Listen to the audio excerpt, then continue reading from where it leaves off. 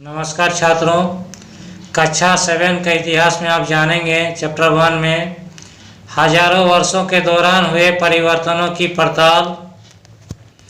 इस चैप्टर में आप जानेंगे, ये है मानचित्र दिखाया गया है मध्यकाल का।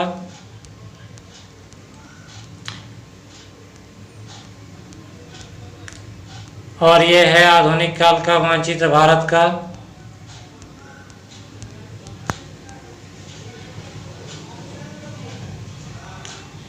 तो छात्रों, इस चैप्टर में आप जानेंगे, देखिएगा कि अरब भूगोलवेत्ता अल इदरीसी ने 1154 ईस्वी में बनाया गया था। यह नक्शा जो दिखाया गया है वह उसके द्वारा बनाए गए दुनिया के बड़े मानचित्र का एक हिस्सा है और भारतीय उपमहाद्वीप को दर्शाता है। मानचित्र 2 जो है दिखाया गया है, फ्रांसीसी मानचित्रकार 1720 में बनाया गया था।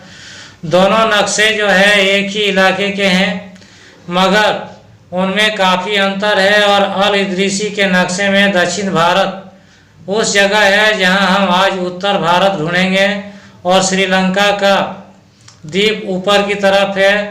जगहों के नाम अरबी भाषा में लिखा गया है। तो यह है फ्रांसीसियों का बनाया गया नक्शा।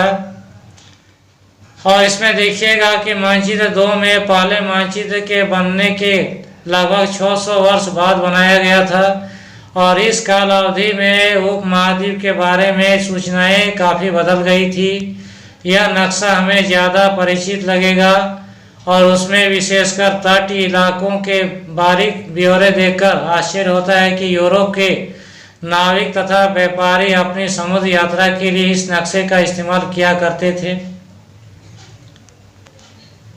छात्रों, आप ये भी जानिएगा कि इतने ही महत्वपूर्ण एक और बात यह है कि दूसरे युग तक मानचित्र अंकन का विज्ञान भी बहुत बदल गया था और इतिहासकार जब बीते युगों के दस्तावेजों, नक्शों और लेखों का अध्ययन करते हैं तो उसके लिए उन सूचनाओं, संदर्भों का, उसकी भिन्न भिन्न ऐतिहासिक पृष्ठभूमियों का ध्यान रखना जरूरी होता है। नई और पुरानी शब्दावली भी होता है अलग अलग। अगर समय के साथ साथ सूचनाओं के संदर्भ बदलते हैं तो भाषा और अर्थों के साथ क्या होता है, तो ऐतिहासिक अभिलेख कई तरह की भाषाओं में मिलते हैं और ये भाषाएं भी समय के साथ साथ बदलती है। उदाहरण के लिए मध्य युग की फारसी आधुनिक फारसी भाषा से भिन्न है और यह भिन्नताएं सिर्फ व्याकरण और शब्द भंडार में ही नहीं आई है, समय के साथ शब्दों के अर्थ भी बदल जाते हैं। उदाहरण के लिए हिंदुस्तान शब्द ही लीजिए। आज हम इसे आधुनिक शब्द राज्य भारत के अर्थ में लेते हैं। 13वीं शताब्दी में जब फारसी के इतिहासकार मिन्हाज सिराज हिंदुस्तान शब्द का प्रयोग किया था तो उसका आशय पंजाब, हरियाणा और गंगा यमुना के बीच में स्थित इलाके में से था। इन्हीं जगहों को जो है हिंदुस्तान कहता था और उसने इस शब्द का राजनीतिक अर्थ में उन इलाकों के लिए इस्तेमाल किया जो दिल्ली के सुल्तान के अधिकार क्षेत्र में आते थे और सल्तनत के प्रसार के साथ साथ इस शब्द के अंतर्गत आने वाले क्षेत्र भी बढ़ते गए। लेकिन हिंदुस्तान शब्द में दक्षिण भारत का समावेश कभी नहीं हुआ। इसके लिए विपरीत 16वीं सदी के आरंभ में बाबर ने हिंदुस्तान शब्द का प्रयोग इस महाद्वीप के भूगोल, पक्षियों और यहाँ के निवासियों की संस्कृति का वर्णन करने के लिए किया। यह प्रयोग 14वीं शताब्दी के कवि अमीर खुसरो द्वारा प्रयुक्त शब्द हिंद के ही कुछ समान था, मगर जहाँ भारत को एक भौगोलिक और सांस्कृतिक सतत्व के रूप में पहचाना जाता था, वहाँ हिंदुस्तान शब्द से वे राजनीतिक और राष्ट्रीय अर्थ नहीं जुड़े थे जो हम आज जोड़ते हैं। किसी भी शब्द का प्रयोग करने में इतिहासकारों को बहुत सावधान रहना चाहिए क्योंकि अतीत में उन शब्दों के कुछ अलग ही अर्थ थे। उदाहरण के लिए विदेशी जैसा सीधा साधा शब्द ही ले लीजिए कि हमारे लिए आज इसका अर्थ होता है कि ऐसा व्यक्ति जो दूसरे देशों से आता है उसे विदेशी कहते हैं, जिसका चाल चलन संस्कृति अलग होता है। मानो किसी गांव में आने वाला कोई भी अनजान व्यक्ति जो उस समाज या संस्कृति का अंग न हो उसे विदेशी कहलाता है। तो ऐसे व्यक्ति को हिंदी में परदेशी और फारसी में अजनबी कहा जा सकता है। इसलिए किसी नगरवासी के लिए वनवासी विदेशी होता था, किंतु एक ही गांव में रहने वाले दो किसान अलग अलग धार्मिक या जाति परंपराओं से जुड़े होने पर भी एक दूसरे के लिए विदेशी नहीं होते थे। इतिहासकार और उनके स्रोत।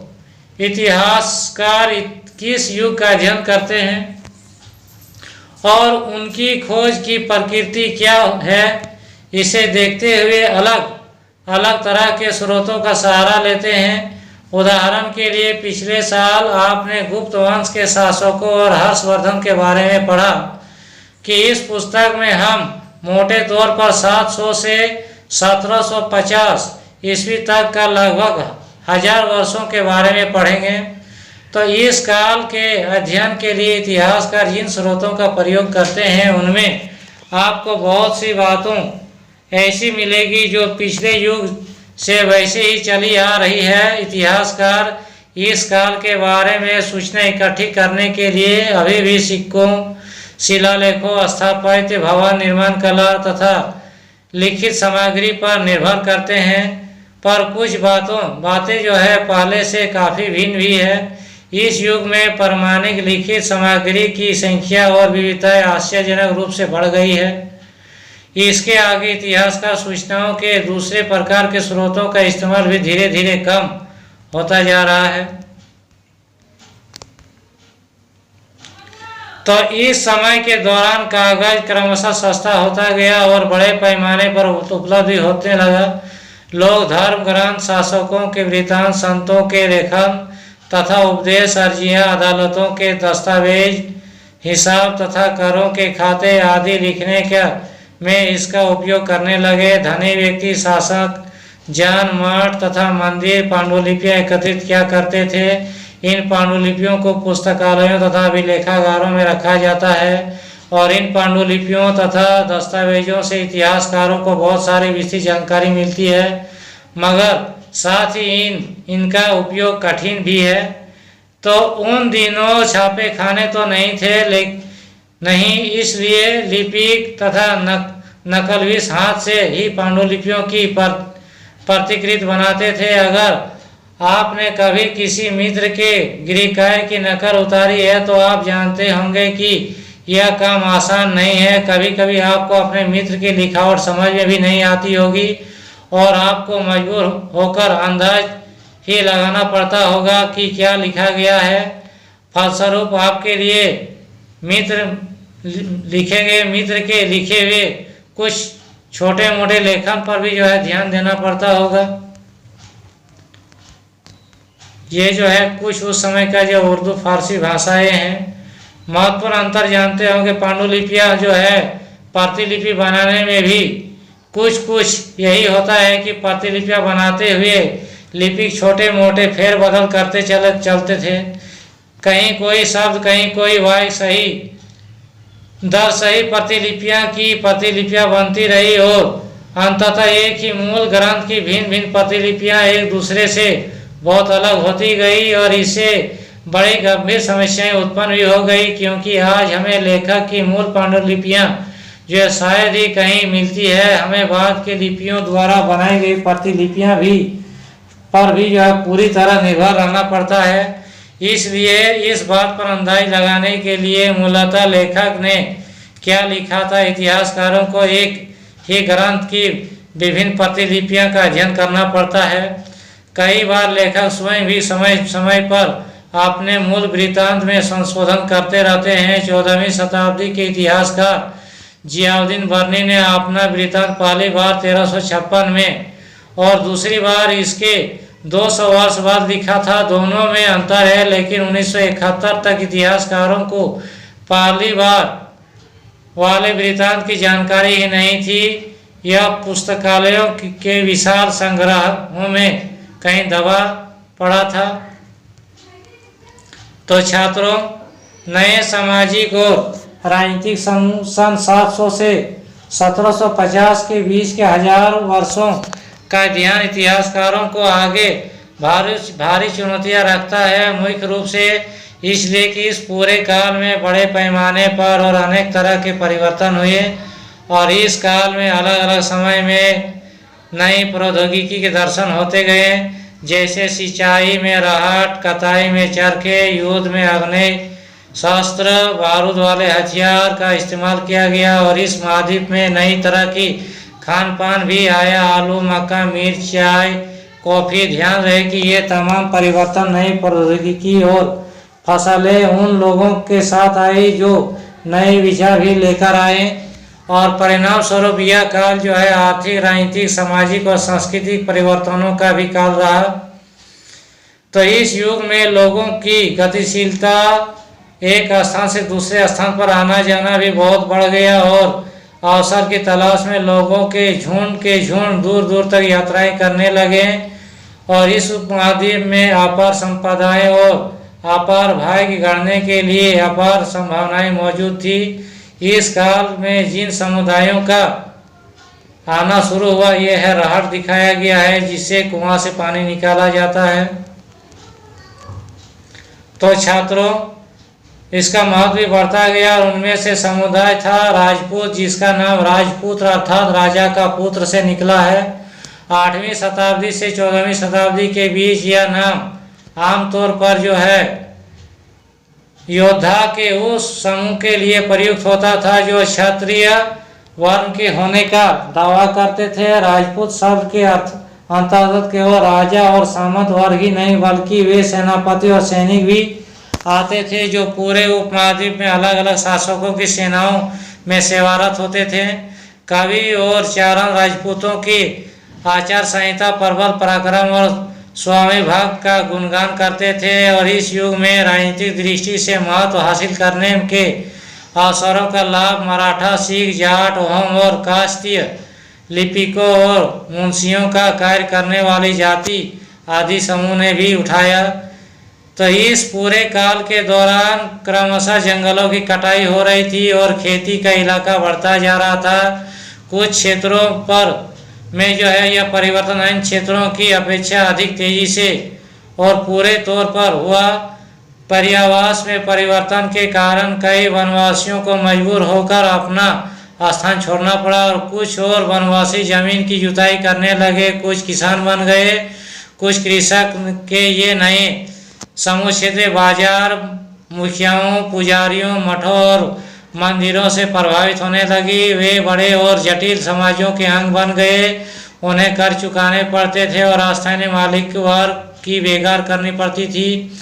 नतीजा ये हुआ कि किसानों के बीच आर्थिक और सामाजिक अंतर उभरने लगे। कुछ के पास ज़्यादा उपजाऊ जमीन होती थी तो कुछ लोग मवेशी भी पालते थे और कुछ लोग खेती से खाली समय में दस्तकारी आदि कुछ समय काम कर लेते थे। जैसे जैसे समाज में अंतर बढ़ने लगे, लोग जातियों और उपजातियों में बढ़ने लगे और उसकी पृष्ठभूमि और व्यवसाय आधार पर उन्हें समाज में ऊंचा या नीचा दर्जा दिया जाने लगा। ये दर्जे अस्थायी नहीं थे। किसी जाति विशेष के सदस्यों के हाथों में कितनी सत्ता, प्रभाव और संसाधनों का नियंत्रण है, इसके आधार पर उसके दर्जे बदलते रहते थे।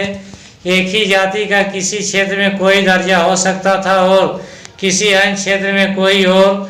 अपने सदस्यों के व्यवहार का नियंत्रण करने के लिए जातियां स्वयं अपने अपने नियम बनाती थी और इन नियमों का पालन जाति के बड़े बुजुर्गों की एक सभा करवाती थी, जिसे कुछ इलाकों में जाति पंचायत कहा जाता था। लेकिन जातियों को अपने निवास के गांवों के रीति रिवाजों का पालन भी करना पड़ता था और इसके अलावा कई गांवों में मुखियाओं का शासन होता था। मिल मिलाकर जो है वे किसी राज्य की एक छोटी इकाई भी होती थी। तो छात्रों, आप ये भी जानेंगे कि क्षेत्र और साम्राज्य क्या था। तो चोल वंश के बारे में आपने पढ़ा होगा और नहीं तो जानेंगे अगले अध्याय में। तुगलक वंश, मुगल वंश जैसे बड़े बड़े राज्यों के अंतर्गत कई सारे क्षेत्र आ जाते थे। दिल्ली के सुल्तान गयासुद्दीन बलबन ने शासन किया था 1266 से 87 ईस्वी की प्रशंसा में एक संस्कृति प्रशासित उदाहरण के लिए अध्याय 2 में देखेंगे। और उसे एक विशाल साम्राज्य का शासन बताया गया था। इसमें बंगाल में गोंड वंश के लोगों को भी दिखाया गया है। अफगानिस्तान से गजनी से जो है मोहम्मद गजनवी आया था, उन्होंने भारत देश पर आक्रमण किया था। यह है भारत देश का नक्शा जिसमें दिखाया गया है।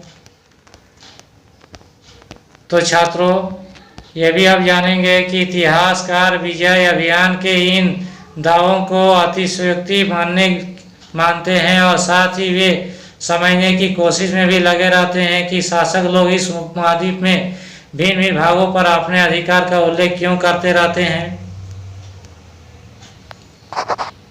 सन 700 ईस्वी तक कई क्षेत्रों के अपने अपने भौगोलिक आयाम तय हो चुके थे और उसकी अपनी भाषा तथा सांस्कृतिक विशेषताएं स्पष्ट हो गई थी।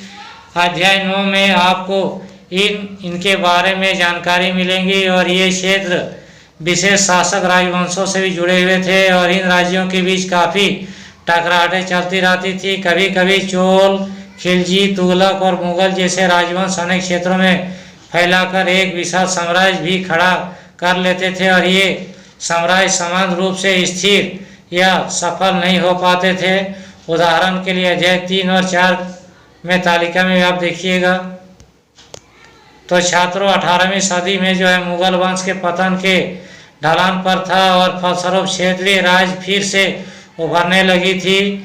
अध्याय 10 में आप देखिएगा, लेकिन वर्षों से सर्व क्षेत्रीय साम्राज्यों का शासन चल रहा था। उसमें क्षेत्रों की प्रकृति बदल गई थी और उन पर कई छोटे बड़े राज्यों का शासन चलता रहता था और उन राज्यों की बहुत सी बातें इस महाद्वीप में अधिकतर भाग पर फैले इन क्षेत्रों को विरासत में मिली थी। और इस तथ्य का पता हमें उन कई परंपराओं से लगता है जो इन क्षेत्रों में उभरी थी और इन परंपराओं में कुछ एक दूसरी से भिन्न और कुछ एक समान है। ऐसी परंपराएं हमें प्रशासन, अर्थव्यवस्था के प्रबंधन, उच्च संस्कृति तथा भाषा के संदर्भ में मिलती है। 700 से 1750 के बीच के 1000 वर्षों के इन विभिन्न क्षेत्रों में प्रकृति एक दूसरे के कटकर अलग अलग नहीं पनपी थी। हालांकि उसके चरित्र की अपनी विशेषताएं बनती रही, मगर समन्वय और सर्वक्षेत्रीय ताकतों का प्रभाव भी उस पर पड़ा।